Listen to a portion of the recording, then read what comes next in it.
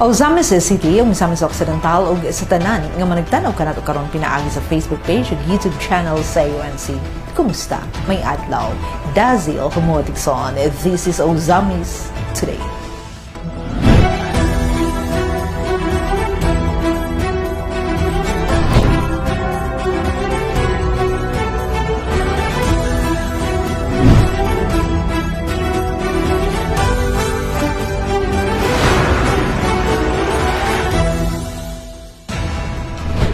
Sa ato ang mga headlines.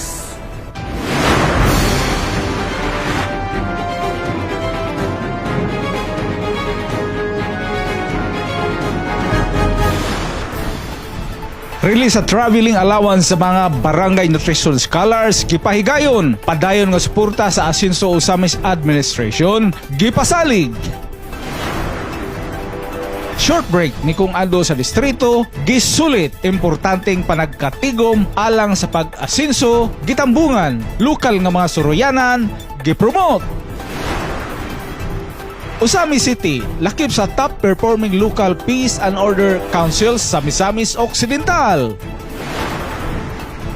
Kaepektibo sa konseho sa syudad sa pagpanday sa mga ordinansa alang sa pag-asinso, gidayeg ni Mayor Indy. Pagbantay sa mangrove areas sa Ozamis, mas pahugtan. Barangay Di Maluna, makadawat og dugang pang mga proyekto, covered court, birthing home, o uban pang mga inisyatibo, gipasalamatan ni Kapitan Linsag. Infra project sa Barangay Diguan, gibutyag ni Kapitan Ropinta. Team Asinso Administration, padayon ang likon nga suporta sa matag barangay. Suspitsado sa pagpangawat og cellphone, sikop sa gipahagayong drug buy-bust operation sa PNP Ozamis. Free hospitalization program, padayon sa pagtabang sa medikal nga panginahanglan sa mga Ozamisnon. Kapin sa 30,000 pesos nga hospital bill sa usa ka asawang nasakit, gitubag.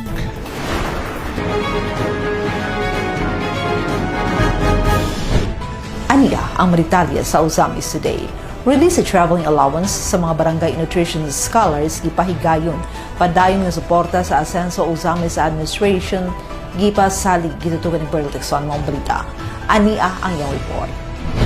Aron mapadayon ang epektibong pagmonitor sa datos sa nutrisyon sa syudad sa Ozamis, mapalambo ang kahimsog sa mga kabatanunan o masiguro nga walay mag-anto sa malnutrition, ang Asinso Ozamis Administration ubos sa liderato ni Mayor Attorney Henry Indy Huaminal Jr. o kooperasyon sa National Nutrition Council nga gipanguluhan ni City Nutrition Action Officer, Nutrition Officer 4 Leticia G. Navarez, may release og traveling allowance alang sa tuig 2024, suporta gikan sa national government alang sa 55 ka mga barangay nutrition scholars kon BNS adlaw Lunes, Pebrero 17, 2025. Ingon suporta sa ilang kakugi og paningkamot. Ang maong aktibidad gitambungan ni incoming Mayor Attorney Sam Norman G. Fuentes nga nagrepresentar kang Mayor Indy aron ipaabot ang kanunay nga pagtagad o pagtimbaya ni Mayor Indy ngadto sa matag miyembro sa BNS. Diin sa iyang mensahe, iyang ipadayag ang pasalamat sa mayor sa walay puas nga serbisyo sa matag barangay nutrition scholars, ingon man ang ilang aktibong partisipasyon alang sa kalampusan sa maong programa. Ang gusto lang ipaabot yun sa atong alangdong mayor,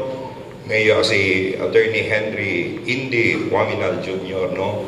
Ang iyahang inasing-kasing na pagpasalamat sa inyong trabaho, ang way puas ninyong pagserbisyo para sa atong katilingban. Nahibalo ko kining atong paghugpong karon, pagdawat man ni unta sa inyong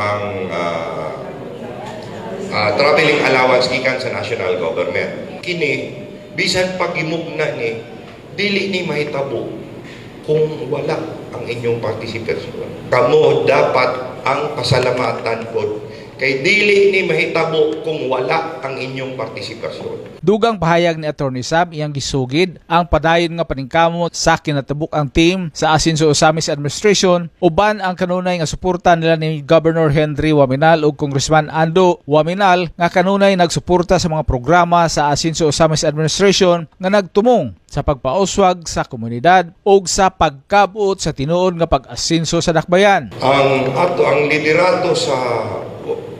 Ang liderato ni Mayor Indy uban sa ang Vice Mayor Bebineri ug sa konseho sila pod naningkamot para asenso gyud dunay tinuod nga asenso sa ato ang dakbayan uban kini sa programa ni Congressman Sancho Fernando Waminal ang ato ang miaging mayor pod. Dayon naabot sa probinsya ang Governor Attorney Henry Waminal.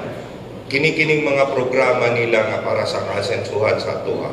Gipahayag usab ni City Nutrition Action Officer Navarez ang iyang pasalamat ngadto kang Mayor Indy sa padayon nga pag-aplikar og suporta niini sa mga programa sa nutrisyon ug sa mga BNS ug iya usab gibutyag nga niining tuiga ipatuman na ang first 1,000 days program nga gipahingusgan ni Mayor Indy diin sa pagkakaron naghinay-hinay na usab sila sa pag-recruit og mga breastfeeding angel mother leaders sa matag barangay aron mutabang sa pag-atiman sa mga inahan gikan sa pagburos hangtod na sa ilang anak og pag-edad og 2 ka tuig sa bata. Kini tungod sa dakong pagtuon ni Mayor Indy nga ang mga kabataan nga naa pa lang sulod sa sabakan sa inahan hangtod sa kini mag-edad og 2 ka tuig nagkinahanglan sa hustong pag-atiman og pag-amuma aron matutukan ang ilang kahimtang sa panglawas ug ingon man ang ilang nutrisyon. Gusto lang nako pod nga pasalamatan ang ato ang halangdong mayor Honorable Attorney Henry Indy Waminal Jr. sa iyahang padayon jud nga suporta sa iyang gugma para sa nutrisyon, sa iyahang gugma para sa mga barangay nutrition scholars. But then gusto po na ako nga i-announce po sa inyo karon nga ang atong first 1,000 days program gipahanay na gyud ni Mayor nga karon tuiga iyahan na gyud nga ipa-implement og ipanghingusgan. So mao man gani no nga nag-recruit ta og mga breastfeeding angels, mother leaders sa atong mga kabarangayan kay sila may mutabang ninyo mga BNS og mga sa atong mga BHW sa pagatiman sa mga mama gikan sa pagpuros, tama sa pagpanganak, tama nga 2 years old na ang baby nga ganang ginapakaon na.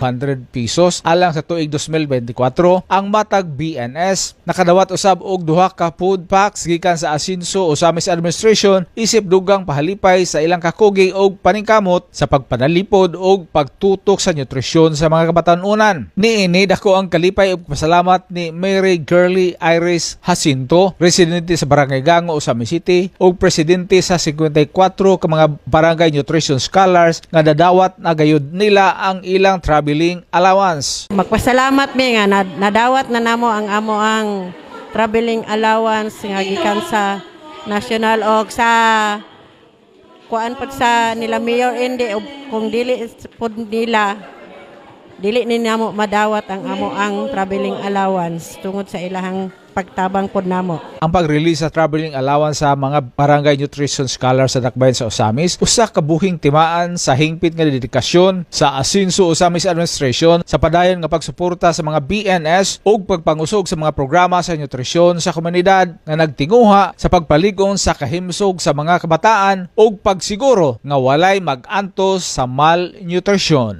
Alang sa Osamis Today, ako si Bernal Texon. Salamat, Bernal.